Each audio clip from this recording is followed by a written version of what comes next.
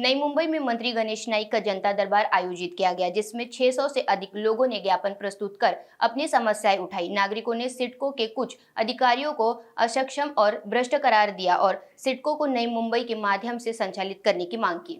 नवी मुंबई महापालिका सक्षम आहे। राज्य शासनाच्या तिजोरीतून पैसे आणण्याची गरज नाही आणि म्हणून या बाबतीमध्ये मी या 2-4-5 महिन्यामध्ये नवी मुंबई महानगरपालिकेमधला टेम्पररी रोख पगार ठीक आहे, काही गोष्टी बॅकडोर एंट्री करायचीच नाही। वशिलाचे लोक काही भरलेत ते त्यांचा पण हिशोब करायला लागेल। काही ठिकाणी अतिशय चुकीच्या गोष्टी घडल्यात त्या पण बघायला लागते। आणि मी एकच सांगतो, चुकीची कामं जर करून गोरगरिबांच्या जीवनावर कोणी खेळला असेल तर त्या हक्काला त्यांनी केलेल्या कृत्याचं प्रायश्चित घ्यायला मी लावेन। आज उदाहरण सांगतो की एका प्रकल्पग्रस्त घटकाला 1 गुंठा जागा मिळाली, त्यांनी हॉटेल बांधलं। नोटीस आली, अरे तुझा तो केमिकल कारखान्यासाठी तुला दिला होता।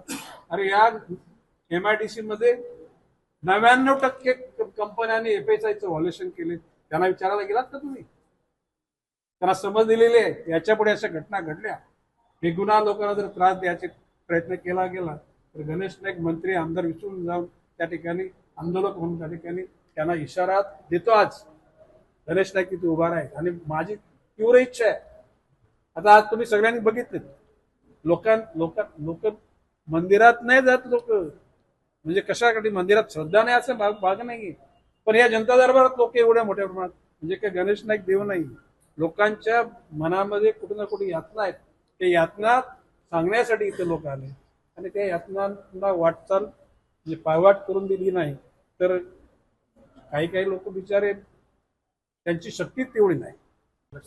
त्या बाबतीमध्ये मी म्हणतो, या नवी मुंबई महापालिकेच्या जनतेला सुखी ठेवण्याकरता जो घटक तिथे कार्यरत आहेत त्या प्रत्येक घटकाच्या मनाला आनंद देण्याकरता सगळ्या गोष्टी करण्याची मी भूमिका घेतलेली आहे आणि ती मी करेन। दादा शिवसेना शिंदे गटाच्या नेत्यांना सुद्धा मुंबईमध्ये जनता दरबार भरवण्यासाठी आदेश दिलेले आहेत, यावरून नक्की जनतेचे प्रश्न सुटतील का? नाही, मीच तुला आमंत्रण केलेलं आहे की सन्माननीय एकनाथजी शिंदेनी सुद्धा नवी मुंबईत यावं, दरबार घ्यावं, अजितदादांनी यावं। जर त्यांना वेळ नसेल त्यांनी त्याच्या मंत्र्या त्याच्यात काय वावड आहे, येऊन लोकांना भेटलं। समजा आज मला कधी 450 टोकन आले, ते पण 30,000 ते लोक भेटली 600च्या वरती, म्हणजे निवेदन। उद्याला ह्या ठिकाणी उद्याला एकनाथ शिंदे 1200 लोक आले, 1200 लोकांचे प्रश्न सुटले तर नवी मुंबईच्या जनतेचे प्रश्न सुटले, त्या गोष्टीचा मला आनंद असेल। आणि अशाच प्रकारचे तुम्हाला एक सांगतो, एखादा आमदार ज्याला निवडून येतो त्याला आमदार तो त्या मतदारसंघाचा राहत नाही, तो आमदार या राज्यातल्या कुठल्याही जिल्ह्यातल्या, कुठल्याही तालुक्यातल्या, कुठल्याही गावच्या लोकांचा प्रश्न कुठल्याही खात्याचा तो उपस्थित करू शकतो। आणि ज्यावेळेस प्रश्न विचारल्यानंतर ती प्रॉपर्टी सभागृहाची होती, तर सभागृहामध्ये एखाद्या आमदारांनी प्रश्न विचारला तरी त्याच्या अनुषंगाने वो प्रश्न अन्य आमदार, अशाच प्रकारचे सरकार ही सामूहिक जबाबदारी आहे। माननीय मुख्यमंत्री एक कॅप्टन असतात, परंतु त्यांच्या बरोबर असलेले व्हाईस कॅप्टन 2 आहेत आपल्याकडे, आणि आता आम्ही सुद्धा खेळाडू आहोत। आता त्यांची महाराष्ट्रात थांबणार नाही अशी घोषणा केल्यानंतर आम्ही थांबून कसं जमेल? आम्ही गतिमान झालं पाहिजे, शक्तिमान झालं पाहिजे आणि प्रकाशमान झालं पाहिजे, ते होईल। माननीय मोदीजींनी तशाच प्रकारची गोरगरिबांकरता कनव दाखवलेली कृती करायला घेतली। माननीय देवेंद्र फडणवीसांनी 100 दिवसाचा कार्यक्रम दिला होता, त्या अनुषंगाने त्याची कार्यपूर्ती होण्यासाठी त्यांचं काम चालू आहे। आणि निश्चितपणे हे जे काम आहे ते 100 दिवसाच्या पूर्तीचाच भाग आहे।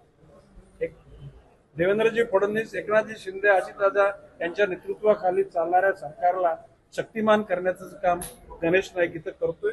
आणि गणेश नाईकाचं म्हणणं आहे की या ठिकाणी ज्यावेळेला जनतेची कामं करतो त्यावेळेला पक्ष या गोष्टीला काही किंमत नाही। मी सांगतो, या दरबारामध्ये कुठल्याही धर्माचा, जातीचा, पंथाचा, भाषेचा, वर्णाचा, वर्गाचा आणि कुठल्याही पक्षाचा माणूस जर योग्य भूमिका त्या ठिकाणी घेऊन आला, त्या माणसाला न्याय देण्याकरता गणेश नाईक बांधील।